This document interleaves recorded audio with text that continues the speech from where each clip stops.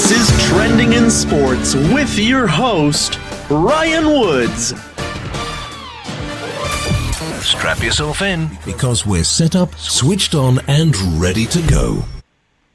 Good morning, everybody, and welcome to today's Brockville Braves Trending in Sports Draft Recap. I'm Ryan Woods, and joining me today is Brockville Braves Head Scout David Graham. How's it going, David? Not bad. It's been a very relaxing 4 or 5 days, I will say. Not as stressful as it was for the past month or so. This year's been unlike any other, and it's no different when it comes to preparing for the CCHL draft. What were some of the obstacles as a scout that you had to overcome preparing for this year's draft? One was being able to identify the players without any form of physical contact.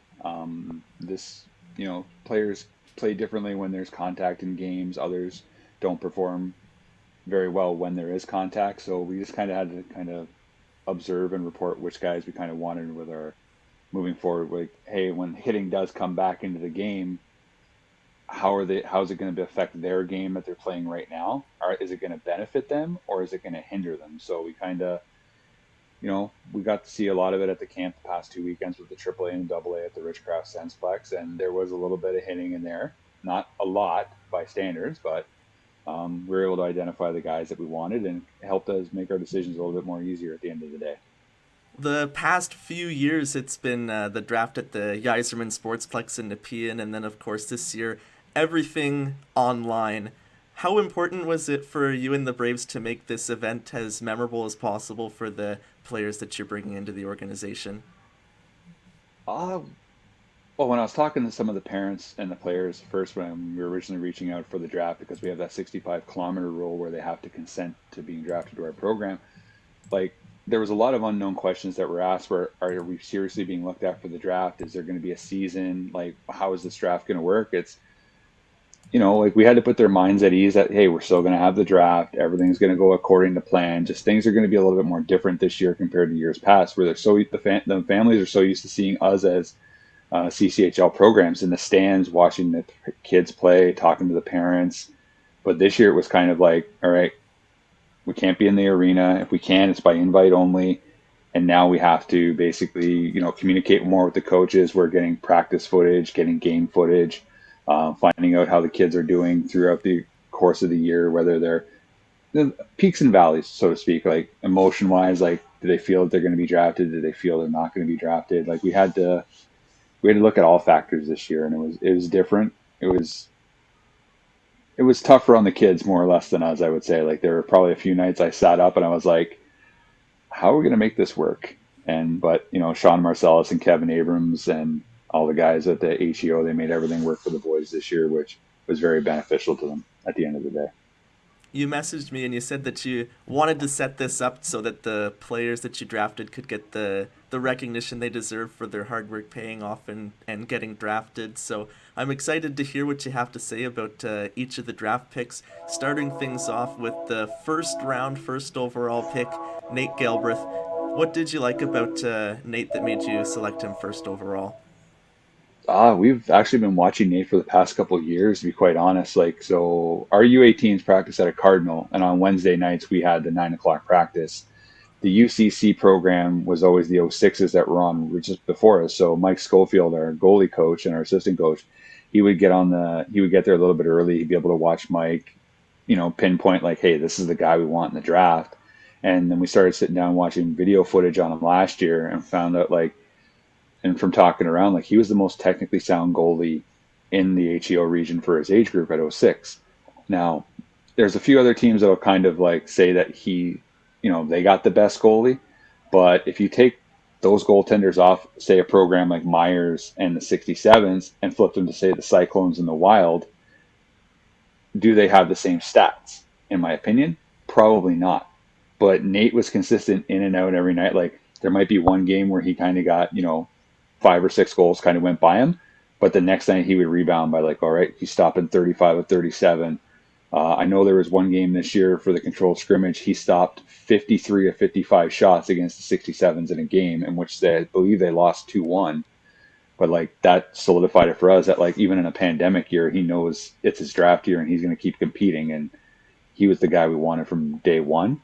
And we're happy that he was there. And it's probably the first time in, like I said, since Gavin McCarthy, we've had a goaltender in our backyard, that could play for our program for U18s and for our junior A program down the road.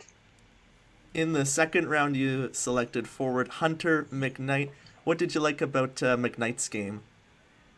Size, his skill, grit, determination. I got to give a huge shout out to Carter Pilon for this one, because I reached out to Carter and communicated with him on a lot of the Valley Titan kids that we drafted. I wanted his personal insight because a lot of those kids, they know each other from summer league. They probably played initiation with each other. They probably affiliated with one another through the course of their minor hockey days. And Carter was like, he's pound for pound one of the toughest kids in for his age group at that level.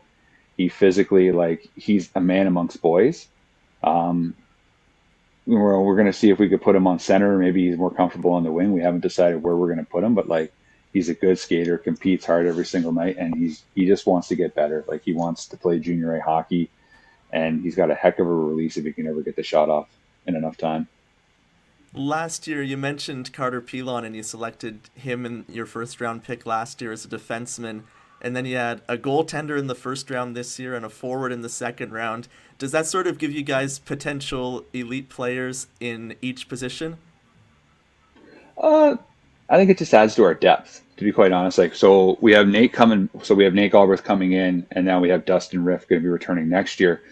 We plan on having both those guys as a 1-2 punch in nets. If it had been a normal year this year, I think we would have had, it would have been a good season for us. I think we probably would have been, middle of the pack, not as probably as successful as we were last year, because, with all the amount of offense that we had lost, you lose guys like Hardy, DeCipio, the Mahoneys, Melvin, Chouinard, Moore, McCarthy. They all move on to junior opportunities.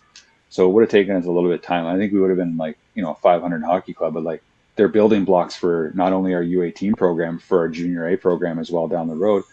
So we're able to, grow them into the players they're going to be. Are they going to step in and play as 16-year-olds? Yes, maybe. No. Those are the kind of the questions you have to ask, where it's can the player, it's going to be up to the player at the end of the day if they're going to make the jump to the next level. And we think with, Carter Pilon being one of the anchors on our back end, and you can't sell Ben Healy short either. He was one of the kids last year, and I will openly admit this live on air. I overlooked him. He walked on as a free agent, came on as a recommendation from Jason Hawkins, our junior B coach. He came to camp and he won out a spot. And the ceiling for him is unlimited. Our owner, Dustin Traylon, is a huge fan of his. He sees a lot of similarities to a former Braves defenseman in Cameron Crotty, the way he plays. And we're kind of hoping he stays on the same similar trajectory, and hopes that, he can slot into our junior A lineup, probably along with Carter Pilon down the road. In the third round, you guys selected Landon Wright from the Upper Canada program. What did you guys like about Landon Wright's game? I actually when I looked at the UCC roster this year and I noticed Landon Wright's name, I was like, wait a sec. I looked down and it said Trenton, Ontario, and I'm like, I had to go back on my notes a bit. I'm like, wait a second, this is the kid that played in Quinte Red Devils last year, AAA. So I was watching him a bit there last year because I like to go to the games here in Kingston.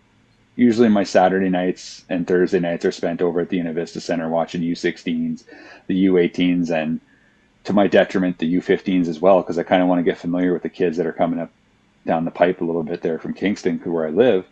And I watched them play a few times, and I was like, wow, I'd really like to get my hands on this kid for the junior A level, probably, 3-4 years down the road. He'll be that guy that creates offense in front of the net, knows where to score. He's very slick with the puck. And then all of a sudden he moves into our backyard in our area. And I was kind of like, lightning in a bottle. How is this even possible? It just worked out perfect. So, spoke to his mom, said, hey, are you aware of the draft scenario in our league when you're playing? He goes, yeah. She's like, completely understand. We'd love to be selected at Brockville. He's got some good friends here. And, we've, drafted a lot of guys that are good friends with each other. So Nate and Landon know each other from also playing summer league with one another. So there's a bit of familiarity there too. And Hunter played on the same summer program as well. So they all all the kids know each other. So it's some kids are like, yes, I get to play with my summer league buddies. And now it's like, okay, here we go. But Landon was a big ad for us at the draft. I'm surprised he wasn't kind of area protected by other programs, but other teams have other needs. It's always good when you can draft players who are familiar and already have a background playing with each other. I think in the last one I made a mistake. I said that Landon Wright was in the 3rd round, but of course that's the compensatory round. So he was your 4th round selection. And in the 5th round you selected Jordan Lorota. What do you like about Jordan Lorota's game? Oh, compete levels off the chart with this kid. His feet's moving. He never takes a shift off. He has he likes to do a lot of talking on the ice, but he backs it up as well. He's kind of got those Brad Marchand qualities where if you need to see him score a clutch goal, he'll be there he'll do it. They played the Myers program before the lockdown last year, before the pandemic hit, and he put out 4 points in 4 games. He was their most consistent player heading into the playoffs. He's a player that's always been overlooked. They're like, it's Jordan. We'll put him on this line with this line. We'll put him up with these guys. We'll put him on that line with this guys. And at the camp that we saw a few weeks ago, he was on a line with a centerman who was drafted to the Carleton Place Canadians program and a defense and a makeshift right winger with the Titans because they had 9D that weekend. That was their line. So the young man drafted at Carleton Place, and Jordan basically made the most of a really not an ideal situation, but they competed hard all weekend long. They didn't give up. They got noticed and got drafted. And with Jordan, we're expecting him to be able to step in and be able to compete hard. It's kind of like we have Wade Gagnon on the right side, who's a big physical presence. Now we're going to have possibly Jordan Lorota step in maybe on the left side. And, he's going to be a physical presence down the wall because he's not the biggest dog in the fight, but he competes hard every single night for us. And that's what we're going to be looking for when he jumps into our lineup. In the 6th round, you guys selected Cole Shepherdson from the Upper Canada program as well. What did you like about Cole Shepherdson's game? Probably one of the smartest players playing on the UCC. He knows how to play in all 3 zones of the ice. Primarily, he's more of a defensive forward, but he will chip in offensively when he needs to. He's a little bit on the undersized right now, but he hasn't hit that growth spurt yet. Like most of these kids at this level, when they're drafted, they're 5'6", they're 5'7", 5'8". They haven't grown just yet. But over the course of a summer, they could shoot 3-4 inches up, and next thing you know, it's like they're playing with man strength. And basically, Cole plays the game the right way. 200 foot. The funniest thing with him was he billeted Parker Casey last year off of our junior A team, so he was basically in Parker's ear trying to identify things that he needed to work on in his game to get better, to get to get drafted for one, try to make it to the junior A level. And Parker just, told him don't rush things, take your time. Parker he was drafted by the Peterborough Petes. He ended up playing a year of junior B with the Siskins and came to the junior A program. So he's told Cole just relax. It's, first year of your OHL draft year. Just play your game, be patient, just do what you can control and don't make any mistakes or any blunders, so to speak, on the ice. In the 7th round, you guys selected Colton Lux. What do you like about Colton's game? Strong two-way forward from the Valley. When talking to his mom and dad, I didn't know he was from Saskatchewan. They moved here a couple of years back and they joined up with the Valley program, and he's probably one of the most reliable two-way forwards that the Valley team had over the past couple of years. Talking to Coach Jordan Johnson from the program, he basically said, and if we're up by a goal, Colton's the guy we want on the ice defending the lead. And if we're down by a goal, he's the guy they kind of want on the ice, kind of going to the front of the net. He's going to battle. He's going to compete hard every night. And him and Hunter McKnight have a bit of a chemistry with each other from playing on a line last year. And Hunter, as soon as he saw Colton's name came across the board, he texted me right away and he was like, I'm happy to have him. He goes, thank you for drafting a buddy of mine. And same with Lorota as well. They were excited because all 3 of those guys got along with each other last year in the Titans room. For smart rounds, player. Lux is smart. For rounds 2 through 7, you guys selected all forwards, and earlier on you mentioned as well on draft night, with the departures of the Mahoneys and the Hardys and Matteo DeCipio, and of course Sicoli and Shirello looking poised to make the jump to junior A. Was that a need that you identified that played a role in you guys selecting forwards earlier on in the draft, or was it more about the players that you thought were best available having a good fit with each other? Number of factors kind of went into it, like from sitting down and communicating with Drew Dubas, our U18 assistant coach. The offense was sputtering, and we were kind of like, at first our official need was we need defense, we need defense, we need defense. We kind of hit the panic button on that, and I didn't think we needed defense. Like, we're in the Cornwall series, we were scoring, between 2 to 5 goals. And in the Kempville series, all of a sudden our offense just completely disappeared, and it was like we were having a hard time finding the back of the net. We're having a hard time finding ways to get the puck to the net. And there was more, we kind of froze. We kind of like went into a shell where we couldn't like start scoring goals. And then after a while, like Drew and I were talking and we're like, listen, we need to kind of look at our offense a little bit here. I go, because you got to look at the 04s that are leaving. And you know what?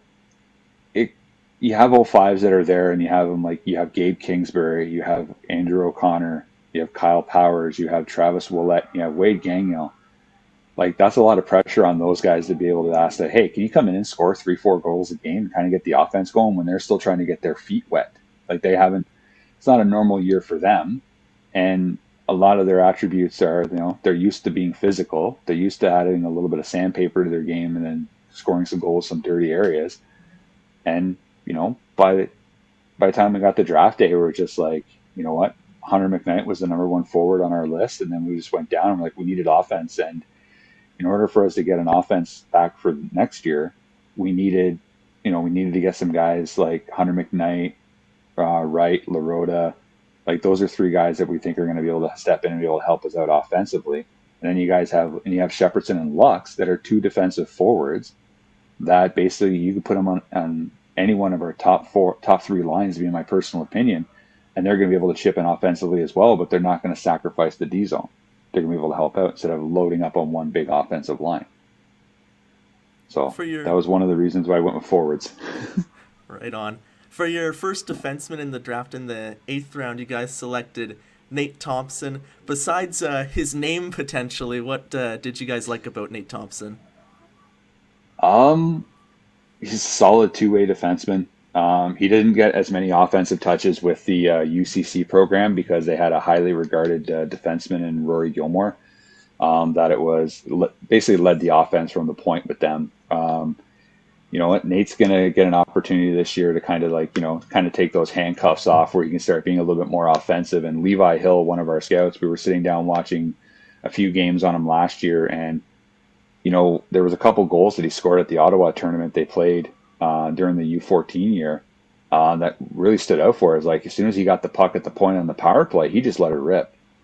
And he didn't score much last year at the U15 level, like in regular season, but at the tournaments he's scoring goals left, right, and center. And we're like, okay, like you can't overlook him. Like, we couldn't. And he's physical. He's 5'10". He's going to add a little bit more size to our back end, which is like, we're going to lose guys like Mellon, Rabuka, Joniak, and Gazel. Like, they're some big boys. There's a lot of meat on that back end, but like, now you got to like replace those 4 guys with 4 quality defensemen as well. And we think Nate's going to be one of those guys that can be able to step in and play a top 2 D pairing role for us right away and be able to kind of take the pressure off of Carter and Ben heading in the next season.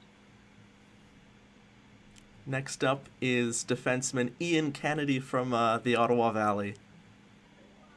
Smooth skating, puck moving defenseman. I know the Titans D, they weren't the most active from the point last year a few times. Most of the forwards did a lot of the work for them. Like, they would just get the puck on net and the forwards would do all the work. He can quarterback a power play. We're expecting Ian to be able to step in right away and be able to, take pressure off Carter on one of the power play units, to be able to allow him to, kind of not have to play 35, 40 minutes a night, which we saw near the tail end of our games against Kempville. Kind of want to make sure Carter doesn't burn out. He's one of those kids that, like, he's going to be a big part of our program next year, because we expect Carter to be able to lead this back end along with Ben. But with Ian, like, he's got offense. He's got good poise from the point.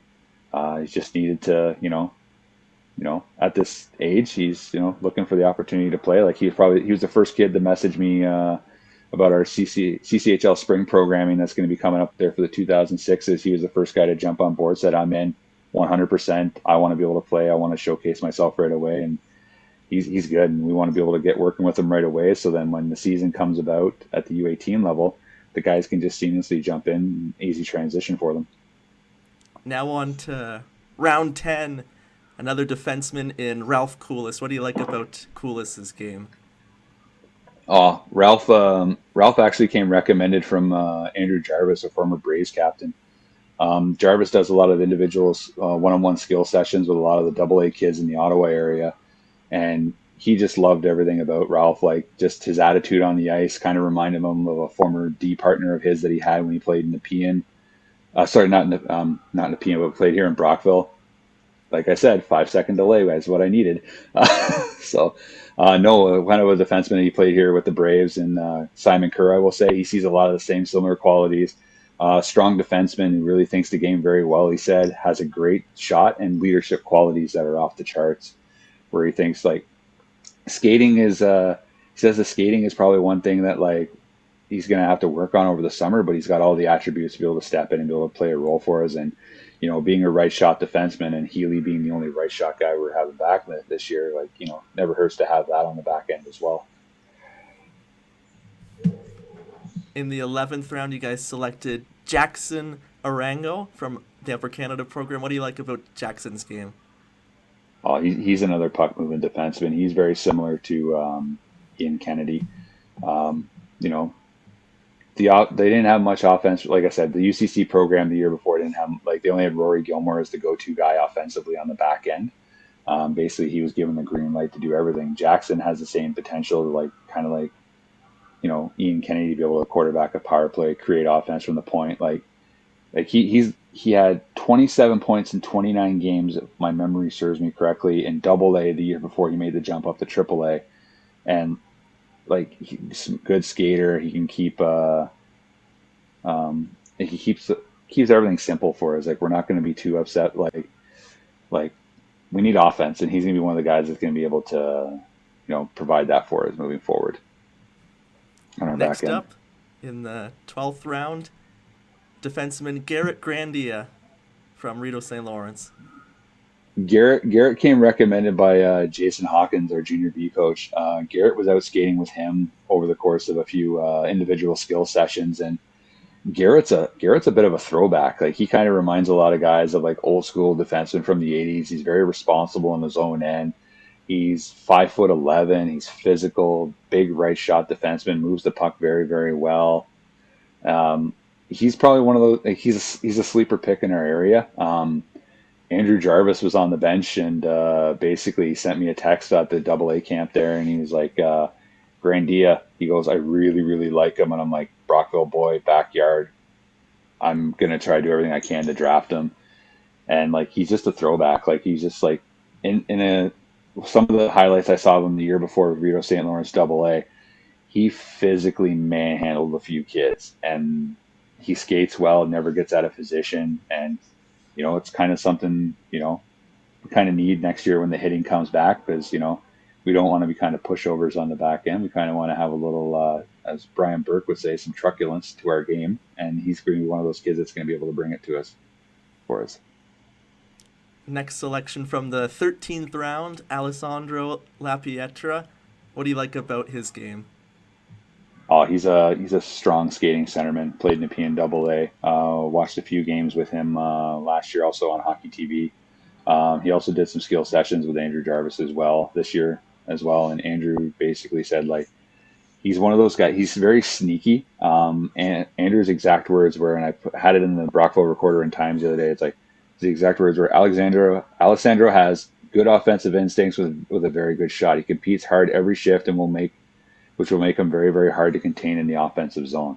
And he wasn't wrong when he said that. And when I was watching the videos, he was making things happen. Not a lot of the defensemen were able to handle him physically down low. He was battling, and he would go to the front of the net and score. And you know what? We need size down the middle, because if Andrew O'Connor and Cole Shepardson step in as our centers right away, you know what? I believe OC is probably, I think he's 5'9", 5'10". Sheps is going to be, I think he's 5'8", 5'9" right now. So Alessandro coming in at 6'1" gives us a little bit more size down the middle, and a little bit more confidence when going into next season. up to round 13, moving back to the forwards, you guys selected Jackson Miller from the Blazers AA. What do you like about Jackson's game? Jackson, like he surprises at the camp there last weekend, 2 weekends ago at Richcraft. He was battling hard. He was one of those kids who also, as well, Andrew Jarvis had his eyes on him, working with him at the AA camps with the Ravens program. But like Andrew basically like said, he got better and better as each session went on. Like there were some AAA guys that were out at the camp, and he was handling them one-on-one in battle drills, in 3-on-3 situations. He wasn't looking out of place. He competed hard. Just did all the little things right. And Andrew was just like, he's not a kid that you want to overlook. He's one of those guys that will sneak in and probably steal a spot from one of our, one of our draft picks, or maybe even one of our return players. It's, we kind of wanted to, more competition coming into our lineup this year. And, with the draft being 15 rounds, it's allowed us what kind of benefited us the opportunity to kind of, put a couple guys on the hot seat a little bit there to kind of be like, hey, up could be on the line. And with the 15th round pick, another forward in Caden Leake. Yeah, Caden from RSL. He's just from outside Gan, your hometown, from my understanding. He's a big boy. He's got some size to him, very aggressive. He's got some grit. Kind of needs going to work on the consistency issues with him a little bit. Like there's games where he's involved. Probably 3 out of 5 games he's involved. 2 of them he kind of takes a little bit of a disappearing act a bit. But you know what? That's kids are kids. They're 14, 15 years old. Sometimes they're in the game. Sometimes they're not in the game. But Caden's got size to take over. He's a big physical presence when he needs to be. He's another big body center down the middle as well that we're looking to get some size there. I believe he's 6 foot 6'1", and he's got a hell of a shot and good skating to go with it too. And last but certainly not least, in the 16th round, Sep and Alton Paul from RSL. Yeah, Sep came recommended from Jason Hawkins as well, and we were watching him there quite a bit at the camp. And Drew Dubas and Jarvis basically stated that like he's a hard-nosed player. Like he gets under everybody's skin. He's only been playing for 2 years. He played Rep B his first year, and now he made the jump to AA last season to play for RSL. This year he was going to play for RSL again, but obviously pandemic hits, AA season gets shut down. He can get under a lot of kids' skin.